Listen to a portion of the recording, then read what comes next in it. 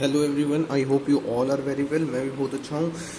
चलिए सर, आज हम अगला अपना नेक्स्ट टॉपिक जिसका नाम है सर डिवेंचर रिडेम्पशन इन्वेस्टमेंट, वो करने जा रहे हैं। पिछली क्लास के अंदर मैंने आपको डीआरआर सिखाया था। हमने चैप्टर शुरू करा था जिसका नाम है सर रिडेम्पशन ऑफ डिबेंचर्स। ठीक है, पिछली क्लास के अंदर मैंने आपको बताया था। मैं एक बार क्विक रिवाइज करा देता हूँ आपको। पिछली क्लास के अंदर हमने क्या पढ़ा था सर? पिछली क्लास के अंदर मैंने आपको ये बताया था कि हमने रिडेम्पशन ऑफ चैप्टर जब पढ़ना है, रिडेम्पशन ऑफ डिबेंचर्स वाला जब चैप्टर पढ़ना है, उसके अंदर मैंने आपको बताया था कि रिडेम्पशन करने से पहले कंपनी को कुछ फॉर्मेलिटीज़ फुलफ़िल करनी पड़ती हैं। और वो फॉर्मेलिटीज़ फुलफ़िल करने के लिए हमें कौन कहता है सर? रिडेम्पशन की फॉर्मेलिटीज़ को फुलफ़िल करने के लिए सर सेबी कहता है। और सेबी हमें क्या कहता है सर? देखो, जब भी आपने रिडेम्पशन करनी है, जिस कंपनी ने भी डिबेंचर इशू करे थे, किसी ना किसी दिन वो रिडेम्पशन करेगी जब उसकी मैच्योरिटी पीरियड आएगा। और कंपनी ने जिस दिन रिडेम्पशन करनी है, किसकी सर? रिडेम्पशन करनी है डिबेंचर्स की। तो कंपनी को सबसे पहले क्या करना है सर? डीआरआर बनाना है। क्या बनाना है सर? डीआरआर बनाना है। सर ये डीआरआर कितना बनाना है सर? ये क्वेश्चन बताएगा। सर क्वेश्चन कैसे बताएगा? सबसे पहले आपने ये चेक करना है कि जो रिडेम्पशन है वो आउट ऑफ कैपिटल हो रही है या फिर आउट ऑफ प्रॉफिट हो रही है।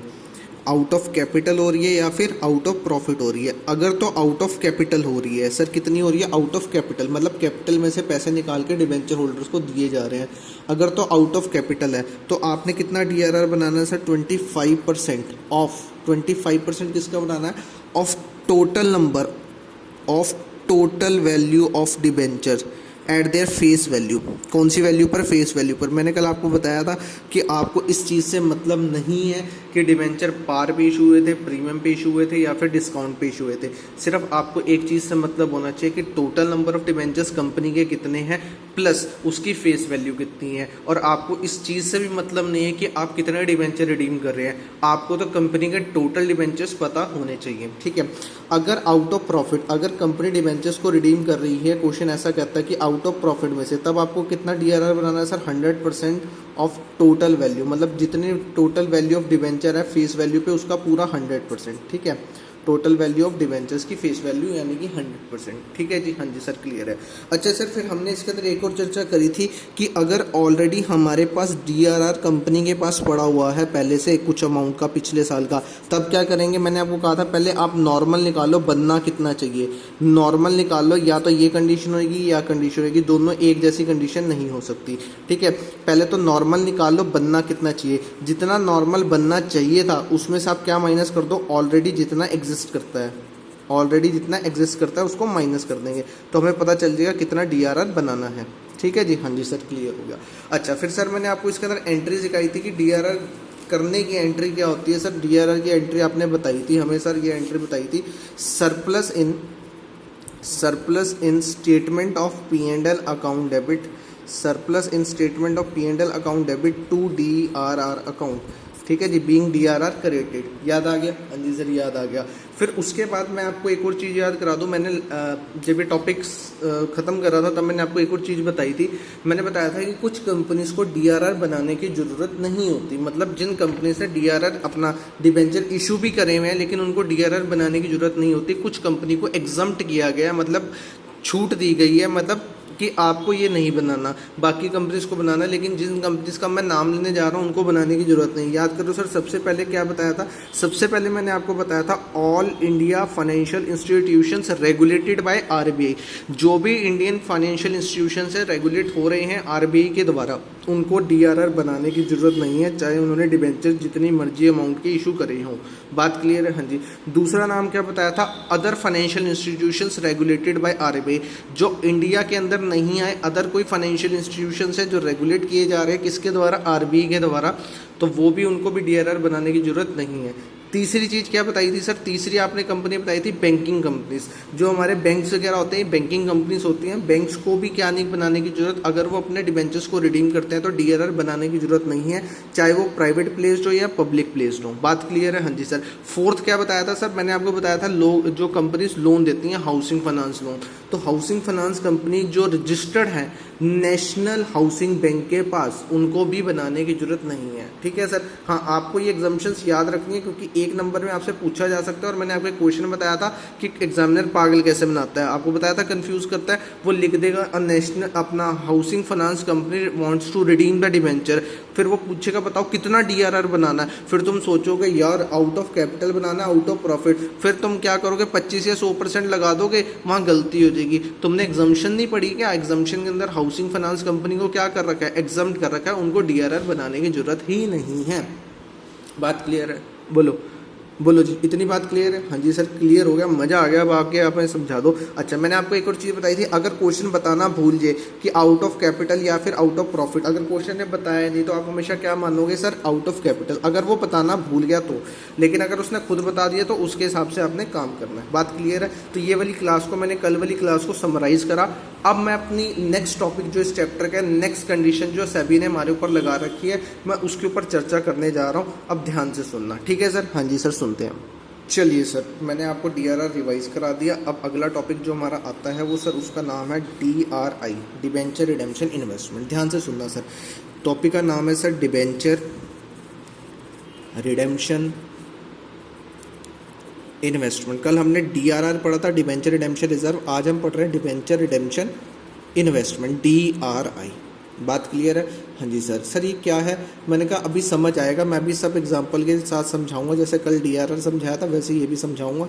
बस फोकस करना, भी कुछ नोट ना करना, पहले मेरे को सुनना, ठीक है? अभी नोट्स तो मैंने आपको दिखवाने हैं, मेन कंसेप्ट पहले आपको समझ आ जाए, उसके बाद तो फिर हम कुछ भी कर लेंगे, लिख भी लेंगे, क्वेश्चंस भी कर लेंगे। पहला मेन फोकस क्या होता है, जब सर मैं आपको कंसेप्ट समझा रहा हूँ ना, आपने उसको कंसंट्रेट करके लीड्स लगा के शांति से अलग कमरे में बैठ के सुनने हैं, ठीक है? क्योंकि जो कंसेप्ट है ना वो पहली बार में अगर समझ आ जाए ना तो फिर क्या होता है, परफेक्ट समझ आ जाएगा और उससे क्या होगा, हमारे क्वेश्चंस के ऊपर ग्रिप बन जाएगी। लेकिन अगर हमें पहली बार में नहीं समझ आया ना तो फिर हमें बहुत ज़्यादा मेहनत करनी पड़ती है। इसका मतलब ये नहीं कभी समझ नहीं आएगा, आ तो जाएगा, लेकिन वो क्या होता है कि आप बार बार भटकते रहोगे कि समझ आ जाए समझ आ जाए। तो पहली बार में जो समझ आने की बात होती है ना वो बार बार बाद में नहीं समझ आती, ठीक है? चलो अब ध्यान से सुनना सर, डीआरआई क्या होता है। देखो सर होता क्या है, मैंने कल आपको बताया था, ये फॉर्मेलिटीज सेबी करवाता है सारी हमारे से, ठीक है? सेबी करवाता है, प्लस कंपनीज एक्ट के अंदर क्या बने हुए हैं, सेक्शंस बने हुए हैं जो हमें ये करने के लिए क्या कहते हैं कि आपने ऐसे रेगुलेट करना है। आप मेरे को एक बात बताओ, कंपनी अगर आपने बनाई है, आपको रेगुलेट कौन करेगा सर? कंपनी सेट करेगा। क्या आप अपनी मर्जी से काम कर सकती है कंपनी? सर अपनी मर्जी से अपना बिजनेस तो कर सकते हैं, लेकिन कोई इलीगल काम नहीं कर सकती। और जो रूल्स कंपनी एक्ट में बना रखे हैं कंपनीज को करने के लिए, चलाने के लिए, उस कंपनी एक्ट के रूल्स और रेगुलेशंस और सेक्शंस को हमें क्या करना पड़ेगा, फॉलो करना पड़ेगा। तो जो कंपनी एक्ट के अंदर कंपनीज के लिए फॉर्मेलिटीज लिखी हुई हैं डिबेंचर्स को इशू करने की, रिडेम्पशन करने की, तो वो फॉर्मेलिटीज हमें क्या करनी है सर, फुलफिल करनी है। उसमें से एक और फॉर्मेलिटी मैं आपको बताने जा रहा हूं जो कही जाती है। देखो सर ऐसा होता है कि जब कंपनी डिबेंचर्स को रिडीम कर रही होती है तो कंपनी सबसे पहले क्या बनाती है सर, डीआरआर बनाती है। डीआरआर क्यों बनाती है मैंने आपको बताया था, सेबी कहती है भाई साहब ये कंपनी जब डिबेंचर्स को रिडीम करेगी, डिबेंचर्स को रिडीम करने से पहले क्या बनाएगी सर, डीआरआर। क्या डिबेंचर रिडीम करने वाले दिन बनाएगी? नहीं सर, डिबेंचर रिडीम करने वाले दिन नहीं बनाएंगे, रिडेम्पशन करने से पहले बनाएंगे। क्योंकि सेबी ये चाहता है कि कंपनी पहले ही पैसे जोड़ना शुरू कर दे रिडेम्पशन करने से पहले। इन केस जिस दिन रिडेम्पशन का दिन आया उस दिन अगर कंपनी के पास पैसे ना हुए तो इन्वेस्टर्स की सेफ्टी कहाँ रह जाएगी, ठीक है ना? तो इसलिए सेबी पहले ही क्या करना शुरू कर देती है, पैसे जुड़वाना शुरू कर देती है, ताकि आपके पास क्या हो, कंपनी के पास क्या हो, इन्वेस्टर्स को पैसे देने के लिए हो। बात क्लियर है? हाँ जी। फिर मैंने आपको कल ये भी बताया था कि कंपनी जब डीआरआर बनाती है तो कितने टाइम पहले बनाती है। मैंने आपको बताया था जिस दिन आपने रिडेम्पशन करनी है, ठीक है? मैंने कोई मंथ्स नहीं बताए, कहीं रट्टा मारना शुरू कर दो। जिस दिन आपने रिडेम्पशन करनी है उससे पीछे जो लेटेस्ट 31 मार्च गया है, जो लेटेस्ट 31 मार्च गया जिस भी साल का, जैसे मैंने आपको बताया था अगर आपने 30 सितंबर 2016 को करनी है रिडेम्पशन तो आपका लेटेस्ट 31 मार्च कब गया, 31 मार्च 2016। आपको इस दिन डीआरआर बनाना है। बात क्लियर होगी? हाँ जी। इसी तरीके से कंपनी एक और काम करना पड़ता है कंपनी को, और ये काम कौन कराता है, सेबी और कंपनी एक्ट करवाते हैं। वो ये कहते हैं भाई साहब ऐसा है, तुमने डीआरआर तो बनाना ही बनाना है, प्लस रिडेम्पशन से पहले, ये चीज़ भी कब होएगी सर, रिडेम्पशन से पहले तुमने क्या करना है, एक इन्वेस्टमेंट करनी है। क्या करनी है सर, इन्वेस्टमेंट करनी है। और उस इन्वेस्टमेंट का नाम क्या है सर, डीआरआई। क्या नाम है सर, डीआरआई। उस इन्वेस्टमेंट का नाम क्या है सर, डीआरआई, यानी कि डिबेंचर रिडेम्पशन इन्वेस्टमेंट। सर ये क्या होती है, देखो पहले तो मेरे को एक बात बताओ सर, इन्वेस्टमेंट आप डी आर को छोड़ो, बस आखिरी वर्ड पढ़ो इन्वेस्टमेंट। इन्वेस्टमेंट से कुछ याद आ रहा है? हाँ जी सर याद आ रहा है। इन्वेस्टमेंट हमारा एसेट होता है। किसके पॉइंट ऑफ व्यू से बात कर रहा हूँ? कंपनी के पॉइंट ऑफ व्यू से।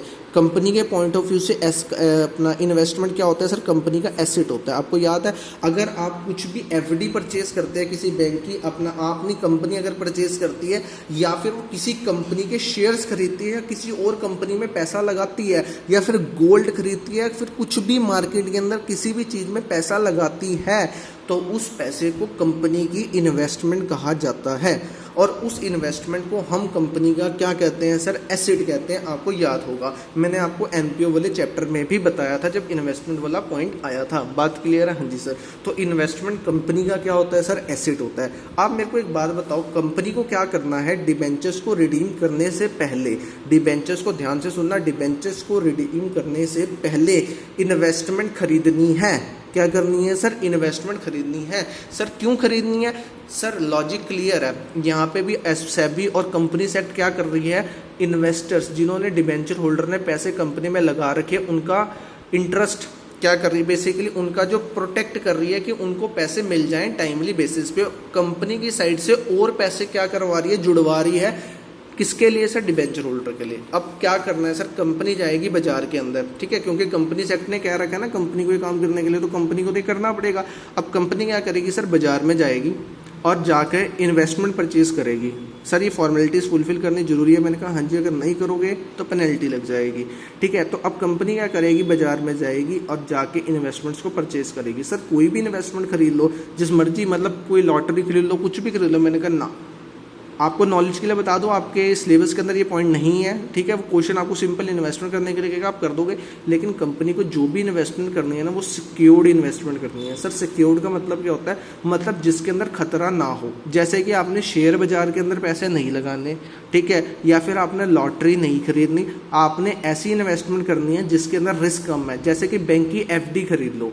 आप मेरे को बताओ, क्या बैंक की एफडी खरीदने के ऊपर कोई रिस्क है? सर मिनिमम सा रिस्क है, बहुत कहते हैं ना छोटा सा रिस्क है, जो रिस्क हमें दिखता भी नहीं है। मतलब बैंक एफडी के पैसे देने से कोई मना थोड़ा ना कर देगा। बैंक की एफडी तो हमारी है, उसके शेयर प्राइस के हिसाब से प्राइस थोड़ा ना चेंज हो जाएगा, ठीक है। जो इन्वेस्टमेंट अब कंपनी ने करनी है वो ऐसी जगह करनी है जो सिक्योर्ड हो। सिक्योर्ड का मतलब क्या सर? जिसके अंदर रिस्क नहीं है, या रिस्क है तो बिल्कुल थोड़ा सा रिस्क है। बात क्लियर होगी? जिसके अंदर पैसे ना डूबे। तो अब मैं आपको बता दूं, कंपनी क्या करेगी? रिडेम्पशन से पहले डीआरआर तो बनाएगी, प्लस एक और चीज़ करेगी, इन्वेस्टमेंट को परचेज करेगी। क्या करेगी सर? परचेज करेगी। सर अब ये कब परचेज करेगी? मैंने कहा लॉजिक ग्राफ देखो सर, आपने डीआरआर के लिए क्या चीज़ देखी थी? सर हमने डीआरआर के लिए ये चेक करा था कंपनी कौन सी तारीख को रिडेम्पशन कर रही है। कंपनी कौन सी तारीख को रिडेम्पशन कर रही है? अगर कंपनी 30 सितंबर 2016 को क्या कर रही है? रिडेम्पशन कर रही है। तो डीआरआर कब बनाओगे? सर डीआरआर तो हम बनाएंगे 31 मार्च, क्योंकि इससे पहले जो लेटेस्ट 31 मार्च गया होगा उस दिन बनाएंगे। लेकिन अब सर डीआरआई कब बनाओगे? सर जिस दिन आप रिडेम्पशन कर रहे हो उससे पीछे पहले बनाना है। रिडेम्पशन से पहले, रिडेम्पशन से पहले जो लेटेस्ट 30 अप्रैल गया है, ओ मतलब सर 1 महीने बाद ही। मैंने कहा हाँ, 30 अप्रैल 2016 को आप डीआरआई क्या करोगे? परचेज करोगे। मतलब इन्वेस्टमेंट बाजार में जाकर, मार्केट में जाके परचेज करोगे। मतलब कंपनी क्या करेगी? इन्वेस्टमेंट्स को परचेज करेगी। और सर ये कितनी परसेंट करेगी? सर 15%। कितनी करेगी सर? 15%। बात क्लियर है? डीआरआर कितना बना है? या तो 25% या फिर 100%, depends on the out of capital या फिर आउट ऑफ प्रॉफिट, ठीक है। देखो अब कंपनी ने मोटा मोटा सोचो कि कंपनी ने इन्वेस्टर्स का पैसा यानी कि डिवेंचर होल्डर का पैसा कितना सिक्योर करा दिया, मतलब कितना कंपनी से पहले ही तैयार करवा दिया रिडेम्पशन की डेट आने से पहले। अगर मैं मान के चलूँ, अगर 25% है आउट ऑफ कैपिटल हो रही है, 25% प्लस 15%, 40% कंपनी का पैसा पहले ही क्या करवा दिया? रिडेम्पशन से पहले तैयार करवा दिया। तो इसलिए हम ये कंपनी काम करवाती, सेबी काम करवाती है कंपनी से, ताकि कंपनी पहले ही पैसे जोड़ना शुरू कर दे।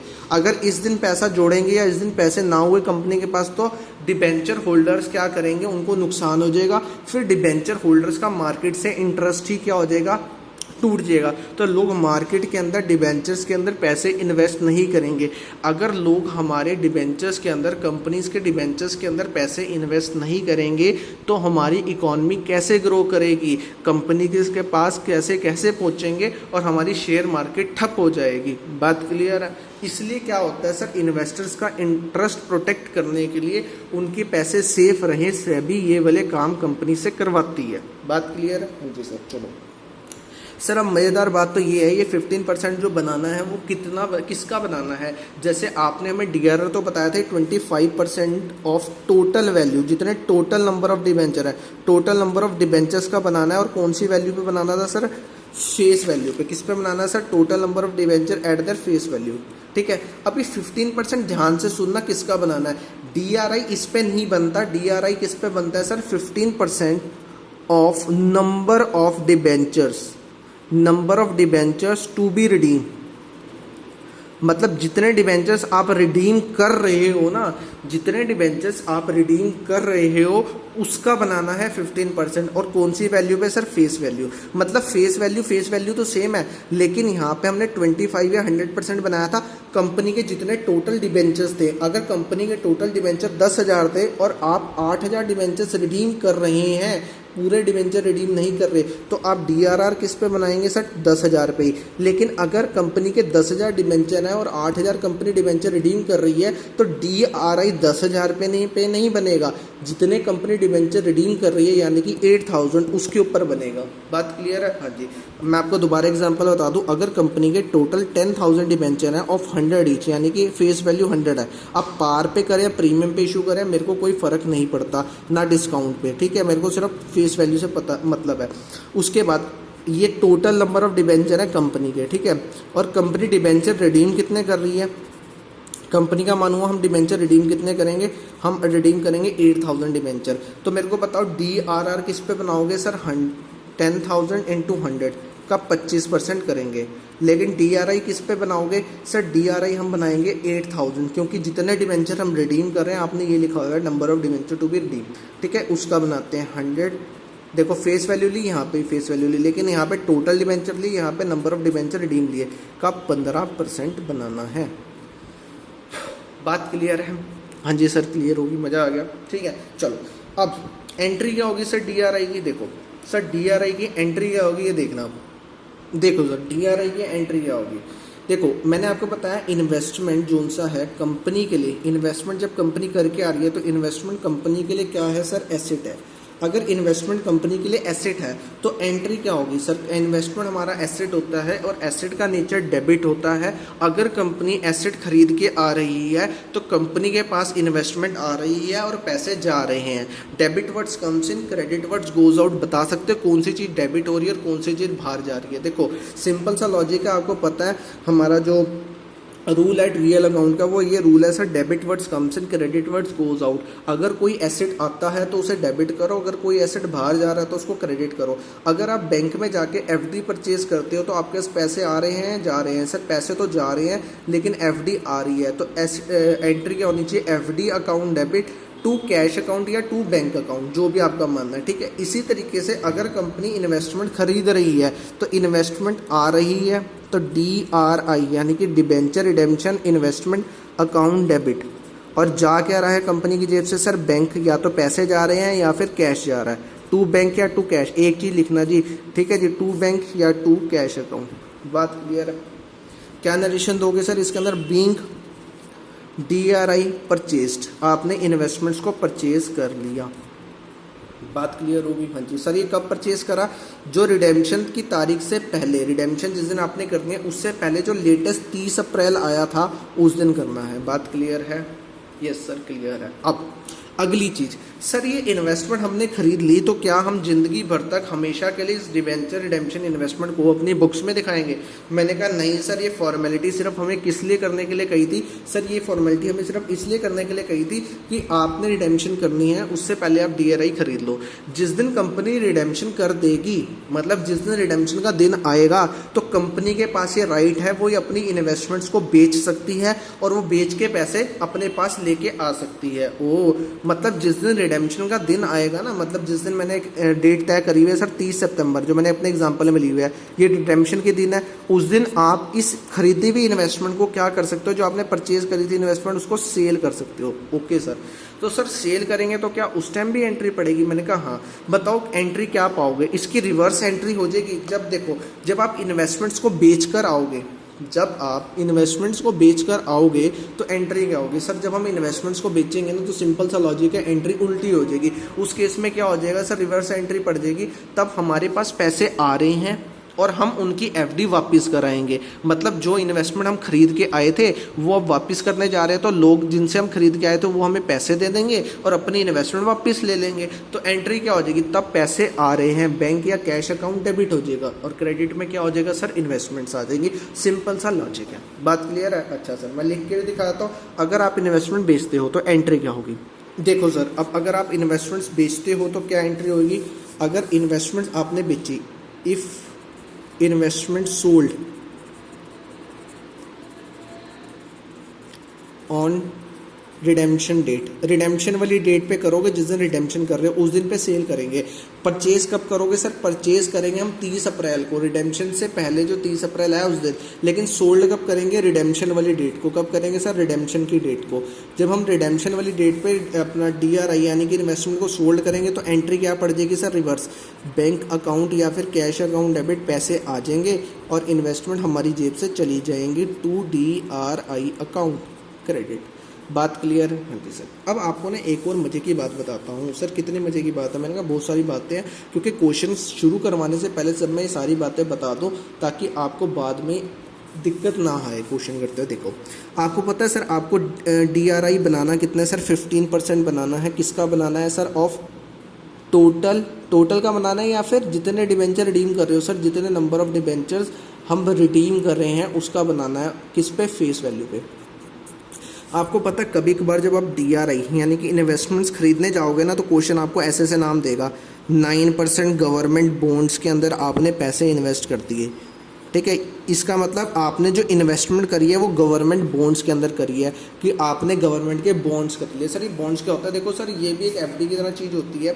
गवर्नमेंट क्या करती है? आपको बॉन्ड्स इशू कर देता है शेयर्स की तरह, और वो कहता है कि ये 100 रुपये वाला बॉन्ड है, और जब आप हमारे पास पैसे लेने आओगे ना, जब रिडेम्पशन का डेट आएगा, मतलब जिस दिन आप अपने ये इन्वेस्टमेंट वापस खरीदने आओगे, तब आपको हम 100 रुपये के बदले में 10 रुपये फालतू देंगे। तो मतलब 10 रुपये फालतू दे ना दे, मतलब ये हो सकता है कि कंपनी उसके ऊपर क्या इंटरेस्ट देगी सर? 9% इंटरेस्ट देगी। तो ये कंपनी के लिए क्या है सर? फ़ायदा है। फ़ायदा क्या है? क्योंकि हमने जब जिस इन्वेस्टमेंट में पैसे इन्वेस्ट करें उसके ऊपर इंटरेस्ट आएगा या नहीं आएगा? बिल्कुल आएगा। आप सिंपल सा लॉजिक का एग्जांपल लो, ये समझो कि कंपनी ने क्या करा, इन्वेस्टमेंट जो करी है DRI की, वो जाके किसी बैंक में, SBI बैंक के अंदर FD खरीद ली, फिक्स डिपॉजिट खरीद लिया। तो आप मेरे को एक बात बताओ, जब आप परचेज करोगे 30 अप्रैल को जाके इन्वेस्टमेंट FD में परचेज करोगे, इन्वेस्टमेंट करोगे, तो आपको उस FD के ऊपर कुछ ना कुछ इंटरेस्ट तो मिलेगा, या फ्री की FD होएगी? नहीं सर, इंटरेस्ट तो मिलेगा। तो इंटरेस्ट कितने पीरियड का मिलेगा सर? इंटरेस्ट हमें इतने पीरियड का मिलेगा। बताओ कितने पीरियड का? आपने 30 अप्रैल को करी 2016 को, और आपकी रिडेम्पशन की डेट कब है? 30/9/2016।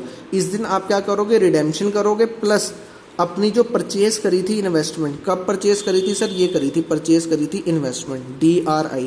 इस परचेज करी हुई इन्वेस्टमेंट को क्या कर दोगे सर? सेल कर दोगे। तो बैंक के पास जो आपने इन्वेस्टमेंट करी थी FD के अंदर, उस FD के ऊपर कुछ रेट ऑफ इंटरेस्ट तो मिलेगा। हाँ सर, उस FD के आगे नाम लिखा होगा, जैसे मैंने यहाँ पे लिखा 8% गवर्नमेंट या 9%, जो भी नाम होगा, तो उसके ऊपर आपको ये 8% इंटरेस्ट मिलेगा। लेकिन ये 8% किसका इंटरेस्ट होता है सर? ये तो पूरे साल का होता है। लेकिन हमने इन्वेस्टमेंट कितने पीरियड के लिए करी सर? क्वेश्चन के अंदर जो आपने एग्जाम्पल बनाया हुआ है, अब 30 अप्रैल से लेकर 30 सितंबर तक, यानी कि मई, 30 अप्रैल तो साल महीना ही खत्म होगा ना, मई, जून, जुलाई, अगस्त और सितंबर, 1 2 3 4 5 महीनों का हमें क्या मिलेगा? इंटरेस्ट मिलेगा। बात क्लियर है? तो जितनी आप इन्वेस्टमेंट करोगे, जितनी आपने 15% इन्वेस्टमेंट करी थी, जितनी भी अमाउंट की, उसके ऊपर आपको 8% इंटरेस्ट मिलेगा। लेकिन कितने महीनों का? 5 महीनों का। बात क्लियर है? हाँ जी सर। तो सर अगर हमें इंटरेस्ट मिलेगा तो क्या हम इसकी भी एंट्री करेंगे? मैंने कहा हाँ जी, जो ये आपको इंटरेस्ट मिलेगा आप इसकी भी एंट्री करोगे। देखो, या तो आप इस एंट्री के साथ ही कंबाइन कर दो, जो मैंने अभी आपको सेल की एंट्री सिखाई थी। सेल की एंट्री में क्या सिखाया था? Bank account debit to DRI account to interest on investment, या फिर प्रॉफिट ऑन इन्वेस्टमेंट। ठीक है ना, या तो कंबाइन एंट्री पालो। देखो आपने अगर 1 लाख की DRI परचेज करी थी तो क्रेडिट भी कितने से होएगी, 1 लाख से। आपको इंटरेस्ट कितना मिला, फॉर एन एग्जाम्पल 10,000 रुपये, तो टोटल पैसे बैंक में कितने आए सर, 1,10,000। बात क्लियर है, अभी क्वेश्चन कराऊंगा तब अच्छे से समझ आएगा। अगर आपने कंबाइन एंट्री नहीं करनी तो आप अलग अलग एंट्री कर दो। DRI को सेल करने की ये एंट्री पा दो और इंटरेस्ट की एंट्री पा दो, bank account debit to interest on DRI। वो आपकी मर्जी है, आपने कंबाइन एंट्री पानी है, अलग एंट्री पानी है। क्लियर हो गया, हाँ जी सर। चलो अब मैं ना आपको एक और रूल भी समझाने सिखा रहा हूँ, ध्यान से सुनना। देखो एक रूल क्या होता है सर, ये जो आपको पेपर में आ सकता है, ये DRI जो आपने बनाना है, यानी कि DRI बनाने के लिए कंपनीज एक्ट का कौन सा रूल कहता है सर, इसका रूल नंबर याद रखना, कभी कभार एक नंबर में पूछ लिया जाता है। रूल नंबर है sir 18 subsection 7। 18 subsection, rule number कौन सा है सर कंपनीज एक्ट का, सर रूल नंबर है 18 सबसेक्शन 7। बात क्लियर होगी, हाँ जी सर। अच्छा चलो अब एक और चर्चा सुनो। क्या सर DRI हर कंपनी को बनाना है या फिर ऐसी कोई कंपनी है, जैसे हमने 4 कंपनीज पढ़ी थी जिनको DRR नहीं बनाना होता था, क्या इसके अंदर भी कोई ऐसी कंपनीज हैं जिनको DRI नहीं बनाना? मैंने कहा हाँ जी, जिन कंपनीज को DRR नहीं बनाना होता ना तो उनको DRI भी नहीं बनाना होता है। हाँ जी सर। देखो जो कंपनीज मैंने आपको 4 अभी रिवाइज कराई है इस क्लास की स्टार्टिंग के अंदर, कौन कौन सी बताओ? All India financial institutions, other financial institution, दोनों में रेगुलेट किससे हो रहा है, RBI से। तीसरा बैंकिंग कंपनीज प्राइवेटली या पब्लिक प्लेस, और चौथी housing finance company regulated by किसके द्वारा, सॉरी रजिस्टर्ड किसके पास है, नेशनल बैंकिंग हाउसिंग बैंक के पास। ठीक है, अब मेरे को एक बात बताओ, अगर क्या इनको DRR बनाने की रिक्वायरमेंट है? नहीं सर, इन चारों को DRR नहीं बनाना पड़ता। अगर इनको DRR नहीं बनाना पड़ता तो इनको DRI यानी कि डिबेंचर रिडेम्पशन इन्वेस्टमेंट भी नहीं करनी, इनको एग्जम्प्ट करा गया है DRI से भी। बात क्लियर है? तो अगर आप ये चारों कंपनियां कहीं भी लिखी हुई देख लो तो पागलों की तरह वहाँ पे DRR और DRI बनाना ना शुरू कर देना, अदरवाइज मूर्ख बना दिया जाएगा आपको पेपर के अंदर। ये ध्यान रखना, कोई एग्जामिनर आपको जान के ये दिखाएगा, क्लेवरनेस करेगा कि हाँ भी देखो हमने ये काम करा है, बताओ इसके ऊपर कितना बनेगा, फिर वहाँ पे तुम नलायकियत दिखाओगे, ये काम ना कराना। ये ध्यान रखना, इन चारों कंपनीज को ना तो DRR बनाना है ना तो DRI बनाना है। बात क्लियर है? हाँ जी सर क्लियर है। चलो लो जी, अब मैंने अपनी चर्चा समाप्त कर दी। ठीक है, लास्ट एक और एंट्री बची है सर। और कितनी एंट्री? मैंने कहा वो आपको तो मैंने सिखाई रखी है, जो कल भी बताई थी। रिडेम्पशन के टाइम पे क्या एंट्री करते हो बताओ सर? रिडेम्पशन के टाइम पे तो हम बड़ी आसान से एंट्री करते हैं, जो आपने हमें इशू के टाइम पे सिखा दी थी। बताओ क्या एंट्री करते हो सर? सबसे पहली एंट्री हम करते हैं डिबेंचर अकाउंट डेबिट, ठीक है, टू डिबेंचर होल्डर। अगर प्रीमियम है तो प्रीमियम और रिडेम्पशन भी डेबिट कर देते हैं। ठीक है, फिर अगली entry debenture holder to bank. बात क्लियर है? बस ये 2 एंट्री और आपको आती हैं। ठीक है, 3 मैंने आपको सिखा दी। पहली कौन सी सिखा दी सर? DRR बनाने की एंट्री। फिर दूसरी किसकी सिखाई? DRI को परचेज करने की एंट्री। तीसरी कौन सी सिखाई सर? DRI को सेल करने की एंट्री। आपको मैंने इनकी डेट्स भी सिखा दी, एक बार बताओगे सर ये कब बनेगा सर? 31 मार्च, जो रिडेम्पशन से पहले 31 मार्च गया उस दिन। और ये DRI कब परचेज करेंगे सर? रिडेम्पशन से पहले जो 30 अप्रैल आया उस दिन। और DRI सेल कब करेंगे? रिडेम्पशन वाले दिन। बात क्लियर है? और ये एंट्री तो किस दिन होंगी सर? रिडेम्पशन वाले दिन, यानी कि 30 सितंबर 30 सितंबर 30 सितंबर। अब जो आखिरी एंट्री है सर, वो एंट्री बस एक एंट्री रह गई जो मैंने आपको सिखानी है। वो बस आसान से एंट्री, कुछ फर्क नहीं है उसके अंदर। देखो वो एंट्री है क्या? जब आप रिडेम्पशन कर लोगे सर तो आपने आखिरी एंट्री एक और पानी है। उसका मतलब है जब आपने, मेरे को बात बताओ, जब आपने रिडेम्पशन कर ली, ठीक है, जब आपने रिडेम्पशन कर ली, अब मेरे को बात बताओ, क्या DRR के अंदर पैसा आपने किस लिए डाला था सर? DRR के अंदर हमने पैसा इसलिए जोड़ा था ताकि हम उससे रिडेम्पशन कर पाए। तो क्या आपने रिडेम्पशन वाले दिन रिडेम्पशन कर ली? हाँ जी सर, हमने रिडेम्पशन वाले दिन डिबेंचर्स की रिडेम्पशन करती है और उनके पैसे देती है। तो अब क्या ये DRR जो आपने बनाया था अभी किसी काम का है? सर जब हमने रिडेम्पशन कर ली, DRR हमने रिडेम्पशन के लिए बनाया था, और अगर हमने रिडेम्पशन कर ली तो अब DRR तो किसी काम का ही नहीं है। तो अब इस DRR का क्या करोगे जो आपने रिजर्व बनाया था? सर पड़े रहने देंगे। मैंने कहा ऐसे थोड़ा ना होता है अकाउंट्स के अंदर। कोई चीज़ आपने बनाई है, अगर डेबिट करी है या क्रेडिट करी है तो उसको कैंसिल तो करना पड़ता है ना जब उसका यूज़ खत्म हो जाता है। हाँ जी सर, करना तो पड़ता है। तो मेरे को बताओ DRR जब आपने बनाया था तो कल वाली एंट्री याद करके बताओ क्या एंट्री पाई थी sir? Surplus in statement of P&L account debit to DRR, मतलब DRR को आपने क्रेडिट करा था। ठीक है, अब जब इसका यूज़ खत्म हो गया, हमने बनाया था रिडेम्पशन करने के लिए डिबेंचर्स की, और रिडेम्पशन हमने कर दी डिबेंचर्स की, तो अब हम क्या करेंगे, उस DRR को क्या कर देंगे, अपनी बुक्स में से उड़ा देंगे, ख़त्म कर देंगे। कैसे ख़त्म कर देंगे, देखो जब हमने DRR बनाया था तो DRR को क्या कर रहा था सर, बताओ सर, मैं आपको एंट्रीज बताता हूँ। ये देखो, जब आपने DRR बनाया था तो एंट्री पाई थी surplus in statement of P&L account debit to DRR। अब जब आपने रिडेम्पशन कर दी तो इस DRR को क्रेडिट करने की बजाय अब क्या कर दोगे, डेबिट करोगे तो ये कैंसिल हो जाएगा। हाँ जी, तो एंट्री क्या कर दोगे, DRR 2। ये जो DRR में पैसे पड़े हुए हैं इसको डेबिट करके कहाँ भेज दोगे सर, जर्नल रिजर्व में। कहाँ भेज दोगे सर, ओ मतलब जर्नल रिजर्व में भेजने का मतलब सर, मैं आपको एक बात बताता हूँ। आपको पता है आपने 11th क्लास में ना 2 तरीके के रिजर्व्स पढ़े थे, एक जो स्पेसिफिक रिजर्व्स होते हैं और एक जर्नल रिजर्व। जो जर्नल रिजर्व का मतलब होता है सर, आपने पैसे जोड़े हुए हैं और आप किसी भी जर्नल पर्पस, किसी भी पर्पस के लिए यूज़ कर सकते हो, बिजनेस के लिए। लेकिन जो स्पेसिफिक रिजर्व्स होते हैं वो सिर्फ स्पेसिफिक पर्पस के लिए ही यूज़ होंगे। तो DRR मतलब ये रिडेम्पशन के लिए बनाया गया था। क्या रिडेम्पशन होगी, हाँ जी सर होगी। अब क्या इसका कोई काम है, नहीं है। तो इस डिबेंचर रिडेम्पशन रिजर्व को कैंसिल करके मैं जनरल रिजर्व में पैसे भेज रहा हूँ। बात क्लियर है, हाँ जी सर क्लियर है। आप मेरे को एक बात बताओ, आपने अपने पैसे कार लेने के लिए जोड़े थे एक पिगी बैंक के अंदर, ठीक है। जब आपके पास 5 लाख रुपीज़ इकट्ठे हो गए तो आपने क्या करा, कहा कि मैं कार लूँगा इससे, ठीक है। जब आप बाजार में मार्केट के अंदर कार लेने गए तो आपको कार मिल गई डिस्काउंटेड रेट, यानी कि 4,60,000 की। तो आपके पास वो 40,000 बचे हुए हैं कार के, जो आपने पिगी बैंक में जोड़े थे, ठीक है। अब मेरे को एक बात बताओ, अब तो आपने कार ले ली, क्या आप 40,000 रुपये फिर दोबारा कार के लिए जोड़ोगे, या वो 40,000 रुपये अपने जर्नल पर्पस के लिए यूज़ कर सकते हो। सर हम वो 40,000 रुपये जर्नल पर्पस के लिए यूज़ करते हैं, क्योंकि कार तो हमने ले ली। तो मैं भी तो यही कह रहा हूँ, जब कंपनी ने DRR बनाया था वो अपने पर्पस यानी कि डिबेंचर को रिडीम करने के लिए यूज़ कर लिया। जब कंपनी ने डिबेंचर्स को रिडीम कर दिया तो DRR के पैसे कहाँ भेज देंगे हम सर, जर्नल रिजर्व के अंदर भेज देंगे। बात क्लियर हो गई, हाँ जी सर क्लियर होगी। अब सर आप हमें ना एक क्वेश्चन करा दो। मैंने कहा जी नोट्स लिखवाऊँ या क्वेश्चन कराऊँ। सर आप पहले क्वेश्चन करवा दो, फिर नोट्स लिखने बहुत आसान हो जाएंगे, क्योंकि जब हम एंट्री से एक बार क्वेश्चन में कर लेंगे ना तो फिर नोट्स लिखने आसान हो जाएंगे। मैंने कहा जी सुनो, फिर मैंने कहा चलो मैं आपको एक फुल फ्लैश क्वेश्चन कराता हूँ जिसके अंदर आपको इशू की एंट्रीज भी आए और रिडेम्पशन की एंट्रीज भी आ जाए। बात क्लियर है, हाँ जी सर। चलो देखो सर, मैं आपको क्वेश्चन लिखवा रहा हूँ, ठीक है। बुक में से नहीं करा रहा, पहले मैं खुद सेल्फ ड्राफ्ट करके क्वेश्चन बना रहा हूँ। बुक में से क्वेश्चन हम कल करेंगे, ठीक है। चलो पहले हम अपने क्वेश्चन प्रैक्टिस कर लेते हैं। देखना सर, सबसे पहले लिखो सर, क्वेश्चन लिखो। X limited issued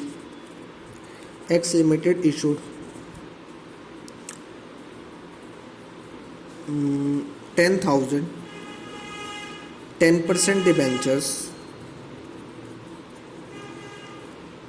of ₹100 each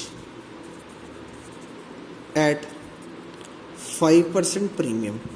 हमने डिबेंचर किस पे इशू करे हैं सर, प्रीमियम पे इशू करे हैं। बताना सर केस कौन सा है, जो हमने इशू वाले चैप्टर में पढ़ा था, इशूड एट पार यानी कि इशूड एट प्रीमियम, ठीक है। और अब रिडेम्पशन कौन सी है, these debentures